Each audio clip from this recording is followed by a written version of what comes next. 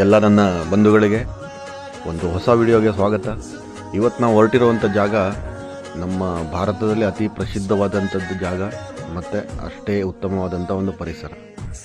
ಮುಂದೆ ವಿಡಿಯೋ ನೋಡ್ತಾ ಹೋಗಿ ನಿಮಗೆ ಅರ್ಥ ಆಗುತ್ತೆ. ಇವಾಗ ನಾವು ಹೊರಟಿರೋದು ಬೆಂಗಳೂರಿಂದ ನೇರವಾಗಿ ಗೌಹಾಟಿ ಅಸ್ಸಾಂ ಮೇಲೆ ಮೇಘಾಲಯ ದಾಟಿ ತ್ರಿಪುರಾಗೆ ಹೊರಟಿದ್ದೀವಿ.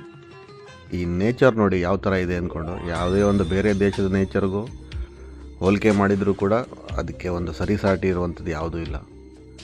ಇವಾಗ ಸರಿಯಾಗಿ ಮಧ್ಯಾಹ್ನ 12 ಗಂಟೆ. ಈ ವೆದರ್ ನೋಡ್ತಾ ಇದ್ದರೆ ಬೆಳಗಿನ ಜಾವ ಒಂದು 6 ಗಂಟೆನೋ 7 ಗಂಟೆ ಅನಿಸುತ್ತೆ. ಇದು ನೋಡಿ ಕಾಣ್ತಾ ಇರೋದು ಮಂಜು ಯಾವ ಥರ ಇದೆ ಅಂದ್ಕೊಂಡು. ಈ ಮಂಜಲ್ಲಿ ನಮ್ಗೆ ಗಾಡಿ ಓಡಿಸೋಕೆ ಆಗೋದಿಲ್ಲ, ಆ ಥರ ಮಂಜಿರುತ್ತೆ. ಇದು 12 ಗಂಟೆ ಸುಮಾರಿಗೆ. ಮುಂದೆ ಹೋಗ್ತಾ ಇದು ನೋಡಿ, ಇಲ್ಲಿ ಕಾಣ್ತಾ ಇರುವಂಥ ಮಂಜು ಇದೆಯಲ್ಲ, ಸುಮಾರು ಒಂದು 6000 ಅಡಿ ಕೆಳಗಡೆ ಇದೆ. ಅದು ಅದರಿಂದ ಮೇಲ್ಗಡೆ ಬರುವಂಥದ್ದು. ಅಲ್ಲಿ ಮೇಲ್ಗಡೆ ನಿಂತ್ಕೊಂಡು ನೋಡೋಕ್ಕೂ ಭಯ, ಮತ್ತು ಅಲ್ಲಿ ಯಾವುದೇ ಒಂದು ವೆಹಿಕಲ್ ನಿಲ್ಲೋಕ್ಕೂ ಬಿಡೋದಿಲ್ಲ. ಪೊಲೀಸವರಾಗಿರಲಿ, ಮಿಲ್ಟ್ರಿಯವರಾಗಿರಲಿ. ಇಲ್ಲಿ ಆಲ್ಮೋಸ್ಟ್ ಎಲ್ಲ ಬಂದುಬಿಟ್ಟು ಸೆಕ್ಯೂರಿಟಿ ಇರುವಂಥದ್ದು ಎಲ್ಲ ಮಿಲ್ಟ್ರಿ ಫೋರ್ಸೇ. ಸೊ ರೋಡು ಕೂಡ ಅಷ್ಟೊಂದೇನೋ ಚೆನ್ನಾಗಿಲ್ಲ. ನಾವು ಇವಾಗ ಬಂದಿರೋದು ಮಣಿಪುರ್ ಹೈಕೋರ್ಟ್ ರೋಡ್. ಇದು ಹೈಕೋರ್ಟ್ ರೋಡ್ ಅಂತ ಈ ಕಡೆ ಸೀದಾ ನೇರವಾಗಿ ಹೋದರೆ ನಿಮಗೆ ರೈಟ್ ಸೈಡಿಗೆ ಇನ್ನು ಸ್ವಲ್ಪ ಹೊತ್ತಲ್ಲಿ ನಾನು ತೋರಿಸ್ತೇನೆ. ಇದು ಮಣಿಪುರ್ ಹೈಕೋರ್ಟ್. ಇಲ್ಲಿನ ವಿಶೇಷ ಏನು ಅಂತಂದರೆ, ಆಲ್ಮೋಸ್ಟ್ ಒಂದು 100 ಪೀಪಲ್, ಒಂದು 100 ಜನರಲ್ಲಿ ಒಂದು 50 ಜನರ ಹತ್ರ ಗನ್ ಇರುತ್ತೆ. ಇಲ್ಲೇನು ನೋಡ್ತಾ ಇದ್ರಲ್ಲ, ಇದೇ ಬಂದುಬಿಟ್ಟು ನಿಮಗೆ ಮಣಿಪುರ್ ಕೋರ್ಟ್. ಇದು ಈ ಬೆಂಗಳೂರು ಹೈಕೋರ್ಟ್ ಇದ್ದಂಗೆ ಅಲ್ಲಿ. ಸೊ ನಾವು ಮುಂದೆ ಹೋಗ್ತಿದ್ದಂಗೆ ಇಲ್ಲಿ ಒಂದು ಚರ್ಚ್ ಬರುತ್ತೆ ನಿಮಗೆ. ಇದು ತುಂಬ ಪ್ರಸಿದ್ಧವಾದ ಚರ್ಚ್ ಅಂತೆ, ಮತ್ತು ತುಂಬ ಹಳೆಯ ಚರ್ಚ್ ಇದು. ಇದರಿಂದ ಮುಂದೆ ಹೋದರೆ ನಿಮಗೆ ಕೆಲವೊಂದಿಷ್ಟು ಹಪ್ತಾ ವಸೂಲಿ ಪಾಯಿಂಟ್ಗಳು ಸಿಗುತ್ತೆ. ಮುಂದೆ ನಾನು ಹೇಳ್ತೀನಿ. ಇವಾಗ ಸಮಯ ಬಂದುಬಿಟ್ಟು ಎಕ್ಸಾಕ್ಟ್ಲಿ 2 ಗಂಟೆ. 2 ಗಂಟೆಗೆ ಇಷ್ಟೊಂದು ಕತ್ಲೆ ಆಗೋ ಥರ ಇದೆ ನೋಡಿ. ಇವಾಗಲೇ ಸೂರ್ಯ ಮುಳುಗೋ ಥರ ಇದೆ, ಇಷ್ಟೊಂದು ಕತ್ಲೆ. ನಾನು ಈ ವಿಡಿಯೋದಲ್ಲಿ ಯಾವುದೋ ಒಂದು ಎಡಿಟ್ ಮಾಡಿಲ್ಲ, ಏನು ನಾವು ಶೂಟ್ ಮಾಡಿದ್ದೀವಿ ಅದನ್ನೇ ಹಾಕ್ತಾಯಿದ್ದೀವಿ. ಸೊ ಇವಾಗ ನಮ್ಮ ಪಾಯಿಂಟಿಗೆ ನಾವು ಬಂದಾಯಿತು. ಈಗ ಟೈಮ್ ಕರೆಕ್ಟಾಗಿ ಒಂದು 4:45 ಟೈಮು. ಇವಾಗಲೇ ಕತ್ಲೆ ಆಗಿಬಿಟ್ಟಿದೆ ಇಲ್ಲಿ. ಸುಮಾರು ಒಂದು ನಿಮ್ಗೆ 6 ಗಂಟೆಗೆ ಈ ಕತ್ಲೆ ಯಾವ ಥರ ಇರುತ್ತೆ ಅಂತಂದರೆ, ಒಂದು ನಮ್ಮ ಕಡೆಗೆಲ್ಲ 9-10 ಗಂಟೆ ರಾತ್ರಿ ಇದ್ದಂಗೆ ಇರುತ್ತೆ. ಸೊ ನಮಗೆ ಊಟನೂ ಆಗಿರಲಿಲ್ಲ. ಊಟ ಮಾಡೋಣ ಅಂದ್ಕೊಂಡು ಇಲ್ಲಿ ಹೋಟೆಲಲ್ಲಿ ಹೋಗೋಕ್ಕೂ ಭಯ ಆಗುತ್ತೆ, ಎಲ್ಲ ಹಂದಿ ಮಾಂಸ ಜಾಸ್ತಿ. ಸೊ ನಾವೇ ಚಿಕನ್ ತೊಗೊಳ್ತಾ ಇದ್ದೀವಿ, ಏನಾದರೂ ಒಂದು ಸಿಂಪಲ್ಲಾಗಿ ಏನಾದ್ರು ಮಾಡ್ಕೊಂಡು ತಿನ್ನೋಣ ಅಂತ. ಬಟ್ ಇಲ್ಲಿ ಚಿಕನ್ ಮಾಡೋದಕ್ಕಿಂತನೂ ಇಲ್ಲಿ ವೆದರ್ ಬಗ್ಗೆ ನಿಮ್ಗೆ ಹೇಳ್ತಾ ಹೋಗ್ತೀನಿ, ಕ್ಲೈಮೇಟ್ ಬಗ್ಗೆ, ಜನ್ರೇಷನ್ ಬಗ್ಗೆ ಹೇಳ್ತಾ ಹೋಗ್ತೀನಿ. ಇಲ್ಲಿ ಜನ ಏನಂತಂತಂದರೆ, ಅವ್ರು ಏನೇ ಕೆಲಸ ಇದ್ದರೂ ಕೂಡ ಬೆಳಗಿನ ಜಾವ 4 ಗಂಟೆಯಿಂದನೇ ಸ್ಟಾರ್ಟ್ ಮಾಡ್ತಾರೆ. ಯಾಕಂತಂದರೆ ಬೆಳಗಿನ ಜಾವ 4 ಗಂಟೆಗೆ ಇಲ್ಲಿ ಬೆಳಕಾಗಿರುತ್ತೆ. ಲೈಕ್ ಒಂದು 8 ಗಂಟೆ ಥರ ಇರುತ್ತೆ. ನಮ್ಮ ಕರ್ನಾಟಕದ 8 ಗಂಟೆ ಥರ ಇರುತ್ತೆ ಇಲ್ಲಿ. ಇದು ಯಾವುದೇನು ಬೇರೆ ದೇಶ ಅಲ್ಲ, ಇದೇ ನಮ್ಮ ತ್ರಿಪುರ ವಾಸಿನಿ ಅಂದ್ಕೊಂಡು ನಾವು ಏನು ಹೇಳ್ತೀವಲ್ಲ, ಅದೇ ತ್ರಿಪುರ. ನಮ್ಮ ಹತ್ರ ನಮ್ಮ ಇಂಡಿಯಾ ಬಾಂಗ್ಲಾ ಬಾರ್ಡ್ರ್ ಹತ್ರ ಬರುತ್ತೆ ಇದು. ಇದನ್ನು ನೋಡಿ, ಟೈಮ್ ನೋಡಿ 5 ಗಂಟೆ ಆಗಿದೆ. ಇವಾಗ ಎಕ್ಸಾಕ್ಟ್ಲಿ 5 ಗಂಟೆ ಆಗಿದೆ. ಇವಾಗಲೇ ಸ್ಟ್ರೀಟ್ ಲೈಟ್ ಆನ್ ಮಾಡಿದ್ದಾರೆ, ಆ ಥರ ಕತ್ಲೆ. ಸೊ ಇವಾಗ ಆದಷ್ಟು ಬೇಗ ಅಡುಗೆ ಮಾಡೋಣ ಅಂತ ಸ್ಟವ್ ಹಚ್ಚುತ್ತಾ ಇದ್ದೀವಿ. ಏನೂ ಮಾಡೋದಿಲ್ಲ ಜಾಸ್ತಿ. ಇಲ್ಲಿದೆ ಸ್ಪೆಷಲು ಹಾಲು ಮತ್ತು ಚಿಕನ್ ಮಾಡ್ತೀವಿ. ಸೊ ಸ್ವಲ್ಪ ತಿಂದು ಮತ್ತೆ ಬೆಳಗ್ಗೆ ಹೋಗಬೇಕು ನಾವು. ಬೆಳಗ್ಗೆ ಅಂತಂದರೆ ಇಲ್ಲಿ 4 ಗಂಟೆಗೆಲ್ಲ ಬೆಳಕರ್ದು ಬಿಡುತ್ತೆ. ಇನ್ನೊಂದು ಏನು ಅಂತಂದರೆ, ನಾವು 6 ಗಂಟೆಗೆ ತಿಂದಿರ್ತೀವಿ ನೈಟ್ ಡಿನ್ನರ್ ಥರ. ನಮಗೆಲ್ಲ 5 ಅವರ್ ನಿದ್ರೆ ಮಾಡೋ ಅಭ್ಯಾಸ, 5-6 ಅವರು. ಸೊ ಏನಾಗುತ್ತೆ ಕೇಳಿದ್ರೆ, ನಮಗೆಲ್ಲ ಒಂದು 3 ಗಂಟೆ ರಾತ್ರಿಗೆಲ್ಲ ಎಚ್ಚರ ಆಗಿಬಿಡುತ್ತೆ, ಹೊಟ್ಟೆ ಹಸು ಆಗಿಬಿಡುತ್ತೆ. ಸೊ ಅದಕ್ಕೇ ಒಂದು ಸ್ವಲ್ಪ ಲೇಟ್ ಮಾಡಿ ತಿಂದು ನೆಕ್ಸ್ಟ್ ನಾಳೆ ಏನು ನಮ್ಮ ಕಂಪ್ನಿ ಪ್ರೋಗ್ರಾಮ್ ಇದೆ ಅದನ್ನು ನಾವು ಫಾಲೋ ಅಪ್ ಮಾಡಬೇಕಾಗ್ತದೆ. ನೋಡಿ ಈ ಥರ ಕತ್ಲೆ ಇದೆ. ದಯವಿಟ್ಟು ಸ್ವಲ್ಪ ವಿಡಿಯೋ ಡಾರ್ಕ್ ಬರುತ್ತೆ, ಅಡ್ಜಸ್ಟ್ ಮಾಡ್ಕೊಂಡು ನೋಡಿ. ಏನೇ ಒಂದು ತಪ್ಪಿದ್ರೂ ಕೂಡ ಕಾಮೆಂಟ್ ಬಾಕ್ಸಲ್ಲಿ ತಿಳಿಸಿ. ಈ ಥರ ಇನ್ನೊಂದು, ಇಲ್ಲಿ ಎಷ್ಟು ಚಳಿ ಇರ್ತದೆ ಅಂತಂದರೆ, ರಾತ್ರಿ ಒಂದು 12 ಗಂಟೆ ಸುಮಾರಿಗೆ -ಡಿಗ್ರಿಗೆ ಹೋಗುತ್ತೇನೋ ಆ ಥರ. ನೋಡಿ ಇವಾಗಲೇ ಚಂದ್ರ ಬಂದುಬಿಟ್ಟ. 6:30 ಟೈಮ್ ಇದು. ಅದಕ್ಕೆ ಒಂದು 2 ಆಲೂಗಡ್ಡೆ ತೊಗೊಂಡಿದ್ದೀನಿ, ಒಂದು 2 ಟೊಮೆಟೊ, ಆಮೇಲೆ 1 kg ಚಿಕನ್ ತೊಗೊಂಡಿದ್ದೀವಿ. ಸೊ ಇದನ್ನೇ ಆಲೂ ಚಿಕನ್ ಮಾಡೋಣ ಅಂದ್ಕೊಂಡು. ಅದೇ ರೀತಿ ಇನ್ನೊಂದೇನು ಕೇಳಿದ್ರೆ, ಈ ನಾವು ಬಂದಿರೋದು ಔಟರ್ ಅಂತಂದರೆ ಈ ಹೈವೇ ಮೇಲೆ ಬಂದಿರೋದ್ರಿಂದ ಔಟರಲ್ಲೇ ಇದ್ದೀವಿ ನಾವು. ನಮ್ಮ ಗಾಡಿನೂ ಪಾರ್ಕ್ ಮಾಡಲಿಕ್ಕೆಲ್ಲ ಜಾಗ ಸಿಗ್ತದೆ ಅಲ್ಲಿ. ಇನ್ನೊಂದು, ನಾವು ಬೇಕಾಬಿಟ್ಟು ನಿಂತ್ಕೊಳ್ಳೋಕ್ಕೂ ಭಯ. ಈ ರ್ಯಾಬ್ರಿ ನಡೀತಾವಲ್ಲ, ತುಂಬ ಗಾಡಿಗಳಿಗೆ ನಡೆದಿದ್ದಾವಂತೆ. ಅದಕ್ಕೆ ನಾವು ಸೇಫ್ ಆಗಿರುವಂಥ ಗೌರ್ಮೆಂಟ್ ಪಾರ್ಕಿಂಗಲ್ಲಿ ಗಾಡಿ ಎಲ್ಲ ನಿಲ್ಸ್ಕೊಂಡಿದ್ದೀವಿ. ಸೊ ಇವಾಗ ಆಲೂಗಡ್ಡೆ ತೊಗೊಂಡಿದ್ದೀನಿ, ಟೊಮೆಟೊ ತೊಗೊಂಡಿದ್ದೀನಿ, ಈರುಳ್ಳಿ ತೊಗೊಂಡಿದ್ದೀನಿ, ಆಮೇಲೆ ಹಸಿಮೆಣಸು ತೊಗೊಂಡಿದ್ದೀನಿ. ಇದನ್ನೆಲ್ಲ ನೀಟಾಗಿ ಕಟ್ ಮಾಡಿಕೊಂಡು ಹಾಗೆ ನಿಮ್ಮ ಹತ್ರ ಮಾತಾಡ್ತಾನೆ ಅಡುಗೆ ಮುಗಿಸ್ಬಿಡೋಣ. ಇನ್ನೊಂದು, ಇಲ್ಲಿ ಒಂದು ನನಗೆ ವಿಶೇಷ ಕಂಡಿದ್ದೇನೆಂತಂದರೆ, 3 ಗಂಟೆ ರಾತ್ರಿಗಾದ್ರೂ ಕೂಡ ಒಂದು ಚಿಕ್ಕ ಟೀ ಅಂಗಡಿ ಇರುತ್ತೆ. ಅದು ಕಾಡಲ್ಲಿ ಕಾಡಲ್ಲಿ ಈ ಹೈವೇ ರೋಡ್ ಪಕ್ಕದಲ್ಲೇ ಇರ್ತದೆ. ಅದರಲ್ಲಿ ಒಂದೇ ಒಂದು ಹೆಂಗಸು ಕೂತ್ಕೊಂಡಿರ್ತಾಳೆ. ಅವ್ರಿಗೆ ಎಷ್ಟು ಧೈರ್ಯನೋ, ಅದು ಯಾವ ಥರ ಅವ್ರಿಗೆ ಸೆಕ್ಯೂರಿಟಿ ಇದೆಯೋ ಗೊತ್ತಿಲ್ಲ. ನಮ್ಮ ಕಡೆಯವರಾದರೆ ದೇವರಣೆಗೂ ಗಂಡಸರೇ ಹೊರಗಡೆ ಬರೋದಿಲ್ಲ. ಅಂಥದ್ರಲ್ಲಿ ಒಂದೇ ಒಂದು ಲೇಡಿ ಕೂತ್ಕೊಂಡಿರ್ತಾಳೆ. ಅವಳೇ ಟೀ ಗೀ ಎಲ್ಲ ವ್ಯಾಪಾರ ಮಾಡೋಳು. ಮನೆ ಅಂತೂ ಅವ್ರದ್ದು ಮನೆ ಕೇಳಿದಾಗ ಅವ್ರು ಹೇಳಿದರು ಒಂದು 5-6 ಕಿಲೋಮೀಟ್ರ್ ದೂರ ಇರ್ತದಂತೆ ಅವ್ರ ಮನೆಯೆಲ್ಲ. ಅಂಥ ಪ್ರದೇಶದಲ್ಲಿ ಅವರು ವ್ಯಾಪಾರ ಮಾಡಿಕೊಂಡು ಜೀವನ ಸಾಗಿಸ್ತಾರೆ. ಇನ್ನೊಂದು ನಾವು ಹೇಳ್ತೀವಲ್ಲ, ಕೊರಿಯನ್ ಕಲರು, ಕೊರಿಯನ್ನು ಸ್ಕಿನ್ನು, ಆ ಥರ ಈ ಥರ ಅಂದ್ಕೊಂಡು ಕೆಲವೊಂದಿಷ್ಟು ವಿಡಿಯೋದಲ್ಲಿ ನೋಡಿದ್ದೆ. ಆ ಥರ ಕಲರ್ ಬರಬೇಕು ಅಂದ್ರೆ ಅಕ್ಕಿ ನೀರಲ್ಲಿ ಮುಖ ತೊಳೀರಿ ಅಥವಾ ಬಟ್ಲು ನೀರಲ್ಲಿ ಮುಖ ತೊಳೀರಿ ಹೇಳೋವಂಥದ್ದೆಲ್ಲ ವಿಡಿಯೋಗಳು ನಾನು ನೋಡಿದ್ದೀನಿ. ಆ ಥರ ಏನೂ ಇಲ್ಲ ಸ್ವಾಮಿ. ನಾನಿಲ್ಲಿ ನೋಡ್ದಂಗೆ ಆ ಕಲರ್ ಬರೋದೇ ಇಲ್ಲಿ ವೆದರಿಗೆ. ಯಾಕಂತಂದರೆ ಇಲ್ಲಿ ಬಿಸಿಲು ನೋಡೋದೇ ಕಮ್ಮಿ ಜನ. ಬಿಸಿಲು ನೋಡಿದ್ರು 12 ಗಂಟೆಗೆ ನೋಡ್ತಾರೆ, ಮತ್ತು 1 ಗಂಟೆಗೆಲ್ಲ ಬಂದುಬಿಟ್ಟು 4 ಗಂಟೆ ಥರ ನಿಮಗೆಲ್ಲ ಒಂದು ಅತಿ ಮುಖ್ಯವಾದ ವಿಷಯ ಹೇಳಬೇಕು. ಯಾಕಂದರೆ ನಾವು ಮೇಘಾಲಯದಲ್ಲಿ ಒಂದಿನ ಹಾಲ್ಟ್ ಆಗಿದ್ವಿ, ಬಟ್ ನಮ್ಗೆ ವಿಡಿಯೋ ಮಾಡಲಿಕ್ಕೆ ಆಗಲಿಲ್ಲ ಅಲ್ಲಿ ಕಾರಣಾಂತರದಿಂದ. ಅಲ್ಲಿ ವಿಶೇಷ ಏನಂತಂದರೆ, ಈ ನಮ್ಮ ಕಡೆಯಲ್ಲೆಲ್ಲ ಮದುವೆ ಮಾಡಬೇಕು ಅಂತಂದರೆ ಗಂಡು ಒಂದು ಹೆಣ್ಣಿನ ಮನೆಗೆ ಹೋಗಿ ಹೆಣ್ಣಿಗೆ ನೋಡಿ ಸಂಪ್ರದಾಯಬದ್ಧವಾಗಿ ಫ್ಯಾಮಿಲಿಗೆಲ್ಲ ಕರ್ಕೊಂಡು ಹೋಗಿ ಮಾತುಕತೆ ನಡೆಸುವಂಥದ್ದು. ಆದರೆ ಮೇಘಾಲಯದಲ್ಲಿ ಆ ಥರ ಯಾವುದೂ ಇಲ್ಲ. ಮೇಘಾಲಯದಲ್ಲಿ ಯಾವ ಥರ ಅಂತಂದರೆ, ಹೆಣ್ಣು ಗಂಡಿನ ಮನೆಗೆ ಹೋಗಿ ಗಂಡಿಗೆ ನೋಡಿ ಹೆಣ್ಣೇ ಗಂಡನ್ನು ಪಾಸ್ ಮಾಡಿ ಆಗಿದ ಮೇಲೆ ಅವ್ರ ಮನೆಯವರೆಲ್ಲ ಮಾತಾಡಿಕೊಂಡು ಮದುವೆ ಮಾಡ್ತಾರೆ. ಆವಾಗ ಹೆಣ್ಣು ಗಂಡಿನ ಮನೆಗೆ ಹೋಗಿ ಇರೋದಿಲ್ಲ, ಗಂಡು ಬಂದುಬಿಟ್ಟು ಹೆಣ್ಣಿನ ಮನೆಗೆ ಇರಬೇಕು.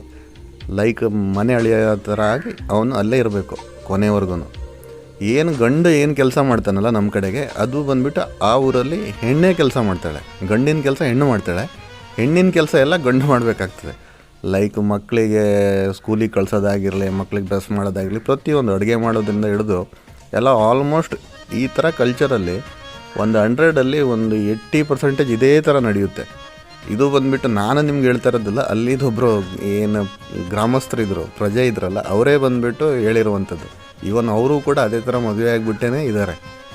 ಸೊ ಈ ಕಲ್ಚರ್ ನನಗೆ ಯಾವ ಥರ ಅನ್ನಿಸ್ತು ಕೇಳಿದರೆ, ಗಂಡು ಬಂದುಬಿಟ್ಟು ಒಂಥರ ಶರ್ಮನವಾಸ ಅನುಭವಿಸಿರುವಂಥ ಊರು ಅಂತಂದರೆ ಇದು ಮೇಘಾಲಯನೇ ಇರಬೇಕೇನೋ ಅಂದ್ಕೊಂಡು ನನಗೆ ಅನಿಸಿರೋದು. ಬಟ್ ಆದರೂ ಅವ್ರು ಖುಷಿಯಾಗಿ ಜೀವನ ಮಾಡ್ತಾರೆ, ಖುಷಿಯಿಂದನೇ ಇರ್ತಾರೆ. ಯಾಕಂತಂದ್ರೆ ಅವ್ರು ಹುಟ್ತಾನೆ ಅದೇ ಕಲ್ಚರಿಂದ ಬಂದವರು. ಸೊ ಅವ್ರಿಗೆ ಅದರಲ್ಲಿ ಏನೂ ಡಿಫ್ರೆನ್ಸ್ ಏನೂ ಕಾಣೋದಿಲ್ಲ. ಸೊ ಇವಾಗ ನಾವು ಚಿಕನ್ ಮಾಡ್ತಾಯಿದ್ದೀವಿ ನೋಡಿ, ಬ್ಯಾಕ್ ಡ್ರಾಪ್ ನೋಡಿ ಯಾವ ಥರ ಕತ್ಲೆ ಇದೆ ಅಂದ್ಕೊಂಡು. ಸೊ ಈ ಕತ್ಲೆಯಲ್ಲಿ ನಾವು ಹಾಗೆ ಅಡುಗೆ ಮುಂದುವರಿಸ್ತಾ ಇರ್ತೀವಿ, ನಿಮ್ಮ ಹತ್ರ ಮಾತಾಡ್ತಾನೆ ಇರ್ತೀವಿ. ಈಗ ಚಿಕನ್ ಎಲ್ಲ ಕ್ಲೀನಾಗಿ ತೊಳೆದಿದ್ವಲ್ಲ, ಇವಾಗ ಸ್ವಲ್ಪ ಮಸಾಲೆ ಪೌಡ್ರೆಲ್ಲ ಹಾಕ್ಬಿಟ್ಟು ಮ್ಯಾರಿನೇಟ್ ಮಾಡಬೇಕು ಸ್ವಲ್ಪ. ಈಗ ಗರಂ ಮಸಾಲೆ ಪೌಡ್ರ್ ಹಾಕಿದ್ದೀನಿ, ಚಿಲ್ಲಿ ಪೌಡ್ರ್ ಹಾಕಿದ್ದೀನಿ, ಅದಾಗಿದ್ದು ಅರಿಶಿನ ಪೌಡ್ರು, ಸ್ವಲ್ಪ ginger paste, garlic ginger paste ಅದು ಹಾಕ್ಬಿಟ್ಟು, ಇಲ್ಲೇನು ನಾವು ಫ್ರಿಜ್ಜಲ್ಲಿ ಇಡೋಕ್ಕೇನು ಫ್ರಿಜ್ಜು ಇಲ್ಲ. ಇನ್ನೊಂದು ಸೇಮ್ ಫ್ರಿಜ್ ಒಳಗಡೆ ಯಾವ ರೀತಿ ಒಂದು ಕೋಲ್ಡ್ನೆಸ್ ಇರುತ್ತಲ್ವ ಆ ಕ್ಲೈಮೇಟು, ಅದನ್ನೇ ಬಂದುಬಿಟ್ಟು ಇಲ್ಲೇ ಇದೆ, ಬೈ ನೇಚರೇ ಇದೆ. ಸೊ ಇಲ್ಲೇ ಒಂದು 20 ನಿಮಿಷ ಇಟ್ಟರೆ ಮಸ್ತಾಗಿ ಮ್ಯಾರಿನೇಟ್ ಆಗುತ್ತೆ. ಸೊ ಇವಾಗ ಸ್ಟವ್ ಹಚ್ತಾಯಿದ್ದೀನಿ ನೋಡಿ. ಸ್ಟವ್ ಹಚ್ಬಿಟ್ಟು ಮೊದಲೇನು ಈರುಳ್ಳಿ ಎಲ್ಲ ಇದೆಯಲ್ಲ ನಾನು ಫ್ರೈ ಮಾಡ್ಕೊಳ್ಬೇಕಾಗ್ತದೆ. ಇವಾಗ ನಾನು ಸ್ವಲ್ಪ ಎಣ್ಣೆ ಹಾಕ್ತಾಯಿದ್ದೀನಿ. ಎಣ್ಣೆ ಹಾಕಿ ಎಣ್ಣೆ ಸ್ವಲ್ಪ ಬಿಸಿ ಆಗಿದ ನಂತರ ಸ್ವಲ್ಪ ಬೆಳ್ಳುಳ್ಳಿ, ಅದಾಗಿದ ಮೇಲೆ ಸ್ವಲ್ಪ ಬೆಳ್ಳುಳ್ಳಿ ಒಂಚೂರು ಫ್ರೈ ಆಗಲಿ ಎಣ್ಣೆಯಲ್ಲಿ, ಸ್ವಲ್ಪ ಉರಿ ಕಮ್ಮಿ ಇಟ್ಕೋಬೇಕಾಗ್ತದೆ. ನಂತರ ಈರುಳ್ಳಿ ಹಾಕ್ತಾಯಿದ್ದೀನಿ. ಇವಾಗ ಈರುಳ್ಳಿ ನೀಟಾಗಿ ಫ್ರೈ ಆಗಬೇಕು, ಒಂಥರ ಗೋಲ್ಡನ್ ಬ್ರೌನ್ ಕಲರ್ ಬರಬೇಕು. ಅದಾಗಿದ್ದ ನಂತರ ಸ್ವಲ್ಪ ಆಡಿಸ್ಕೊಂಡ್ರೆ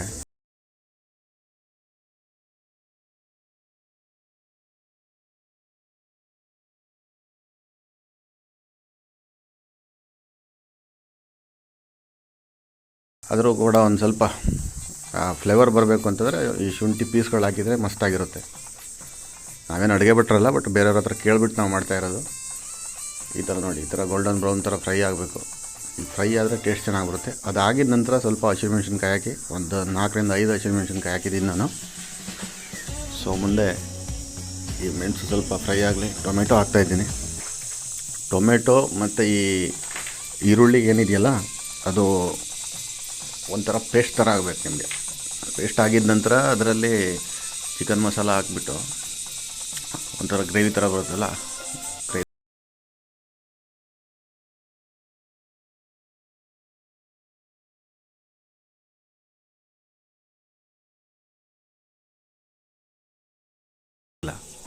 ನೋಡಿ ಯಾವ ಥರ ಇದೆ ಕತ್ಲೆ ಅಂದ್ಕೊಂಡು.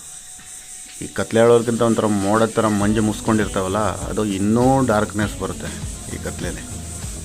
ನೋಡಿ ನಮ್ಮ ಸ್ಟವ್ ಹೆಂಗೆ ಕಾಣ್ತಾ ಇದೆ ಅಂದ್ಕೊಂಡು ಒಂಚೂರು ಮಿಕ್ಸ್ ಮಾಡಿಕೊಂಡು ಇವಾಗ ಸ್ವಲ್ಪ 1-2 ನಿಮಿಷ ಬಿಟ್ಟು ಅದಕ್ಕೆ ನೋಡಿ ಈ ಥರ ಗ್ರೇವಿ ಥರ ಬರಬೇಕದು ಮೆಲ್ಟ್ ಆಗಿಬಿಟ್ಟು. ಅದರ ನಂತರ ನಾವು ಮ್ಯಾರಿನೇಟ್ ಮಾಡಿ ಇಟ್ಟಿದ್ವಲ್ಲ ಈ ಚಿಕನ್ ನೀಟಾಗಿ ಮಿಕ್ಸ್ ಮಾಡಿಬಿಟ್ಟು ಇದಕ್ಕೆ 2 ವಿಸಲ್ ಬರಬೇಕು ನೋಡಿ. ಈ ಥರ ಒಂದು ಸರಿ ನೀಟಾಗಿ ಮಿಕ್ಸ್ ಮಾಡ್ಕೊಳ್ಳಿ ಆ ಮಸಾಲೆ ಒಳಗಡೆಗೆ. ಒಂಚೂರು ಅದಕ್ಕೆ ಒಂದು ಅರ್ಧ ಲೋಟ ಆಗುವಷ್ಟು ನೀರು ಹಾಕ್ಕೊಂಬಿಡಿ. ನೀರು ಹಾಕ್ಕೊಂಡ ನಂತರ 1-2 ವಿಸಲ್ ಬರಬೇಕು.